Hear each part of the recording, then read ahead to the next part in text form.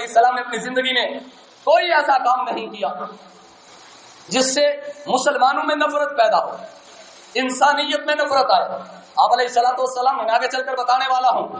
کہ کفار نے بھی اگر امن کا کوئی معاہدہ کیا ہے تو پیغمبر دو جہاں نے اس نے بھی شرکت فرمائی ہے۔ ہمارے نبی حضرت آمینہ کے گھر میں اللہ نے اس لیے پیدا کیا، آمینہ امن سے ہے، امن کا معنی امن و سکون ہے، تو اللہ کے پیغمبر بی بی آمینہ کے گھر میں جو تشریف لائے ہیں تو ہمیں اشارہ ہے کہ آمینہ کے گھر آنے کا مقصد ہی یہ ہے کہ اللہ امن چاہتا ہے، لڑائی نہیں چاہتا، اللہ محبتیں چاہتا ہے، نفرتیں نہیں چاہتا، اللہ پیار چاہتا ہے، قدورتیں نہیں چاہتا۔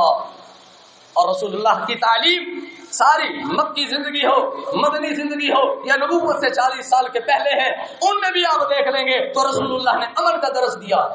وہ حلف الفضول کا جو واقعہ ہے، جو حلف الفضول کا بنی قیس اور قریش میں جو معاہدہ طے ہوا تھا، وہ اسی چیز کا نام ہے،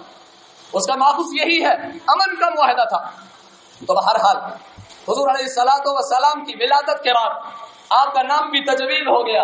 آپ کی ولادت کے بعد آپ کی رضاعت کے لیے حلیمہ سعدیہ کا بھی چناؤ